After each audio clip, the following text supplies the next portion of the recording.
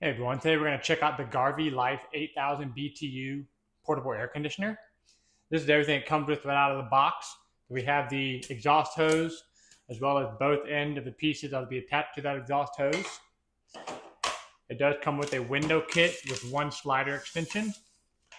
It does come with the wing nut for the window kit. It also comes with a remote so you can operate it from a distance.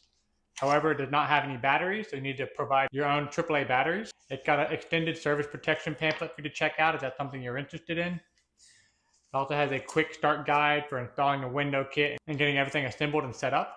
And lastly, it also has the user's manual, a lot of great information in there. Be sure to check that out. And here we have the Garvey portable air conditioner.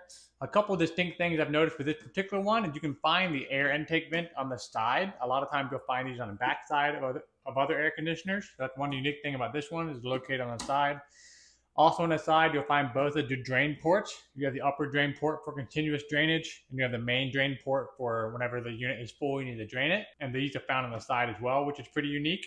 On the back, you have the power cord, and you also have these hooks here to allow you to organize the power cord more easily. Other air conditioners I've seen in the past only have a band to be able to organize the cord and make it kind of difficult. So this is really user friendly to have, so I really like to see that.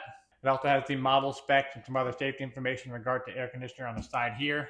So on the front, you have two sets of vents. You have the main vents here, which are the horizontal ones that move left and right.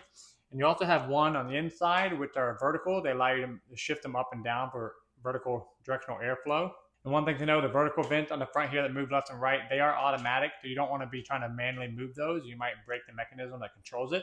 You also have a couple handles on the side to make moving around a little bit easier. And it also comes on 4 caster wheels, so you can roll it down really easy. It's nice and smooth, so it makes it easy to roll around. And we have the control panel up top. We'll go over all the buttons and functions later. So now that we got it all unpacked, let's see how we assemble all the parts and see how it works. All right, y'all, so we do have a couple of pieces to assemble.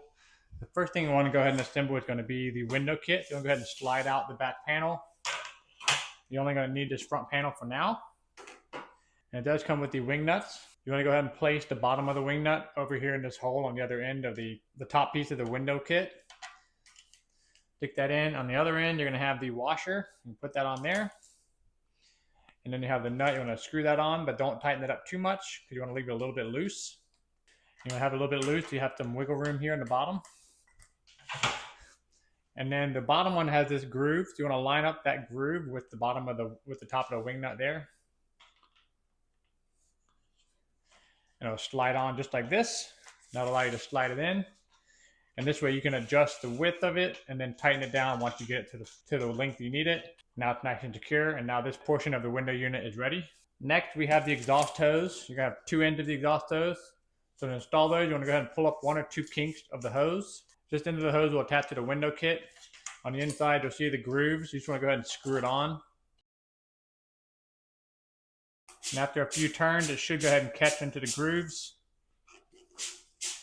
And then once you feel like it's secure, you can try pulling on it. And if it extends without coming off, you've got it on there nice and good. Go ahead and do the same thing on the other side. And this end will attach to the back of the portable air conditioner. And then you can try extending it again. So now we have the exhaust hose ready to go. And then lastly, you have the drainage hose. Now this is going to be optional. You'll want to use this during dehumidify mode. I would recommend using this during dehumidify mode because you have 2 options for draining. There's going to be the continuous draining or the manual draining. So if you don't want to use the hose, you can run it on dehumidify mode or cooling mode. And at some point, the tank will fill with water and it'll need to be emptied. So if you don't have the hose installed, you want to use a manual drain. You use this bottom drain to take out into the yard or your driveway or a sink or something and undo the bottom drain and lean it and pour out let all the water drain out. However, during dehumidify mode, you also have the option of continuous drainage where you don't have to manually drain it. You can go ahead and plug this hose into this upper drain here. Just pull out that drain plug. This hose will insert in there. And then you can put the other end of this hose into a bucket or some kind of container to catch the water as it dehumidifies. And you just want to keep an eye on the bucket should you need to empty it for whatever reason.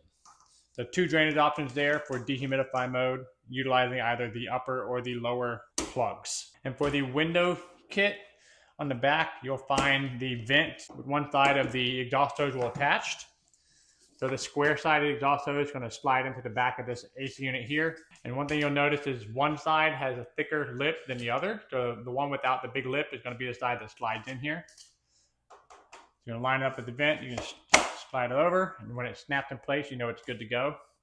And the other end of this vent is gonna attach to the window kit. After the window kit's been installed, you can go ahead and open up your window, adjust the width of the window kit, lower the window to where the lip of the window holds the top of the window kit in place, and then this end will attach to the window kit.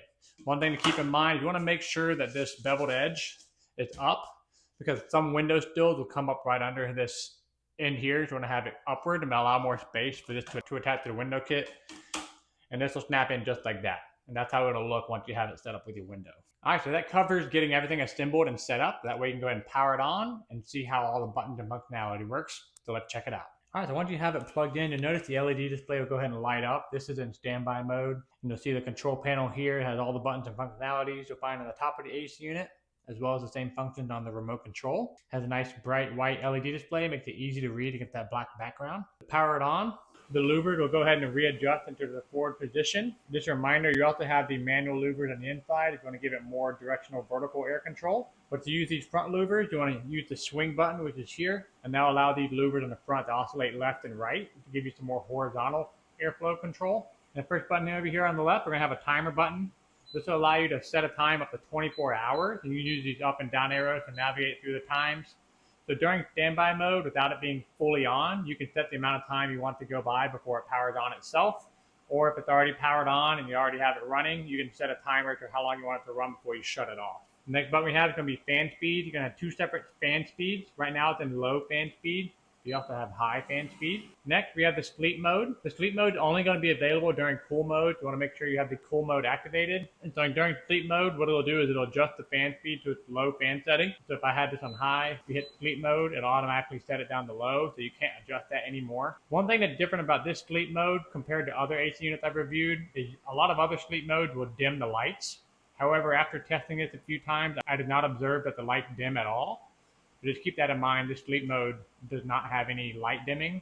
Next, we have the mode button. We have the cooling mode, which is going to be used to cool down the spaces. You can adjust the temperature up and down to how cold or warm you want it. This goes as low as 61 degrees or as high as 88 degrees. Next, you have the dry or dehumidify mode. So this is where you're using a unit as a dehumidifier, and you can either have the continuous draining with the drain hose installed in the upper drain outlet, or if you don't want to use that, you can just do the manual drain without the drain hose, and then once it fills up, you just have to manually drain it. And there is no fan speed variation or any humidity level variation with the dehumidify mode. It's just preset as it is. And lastly, we have the fan mode.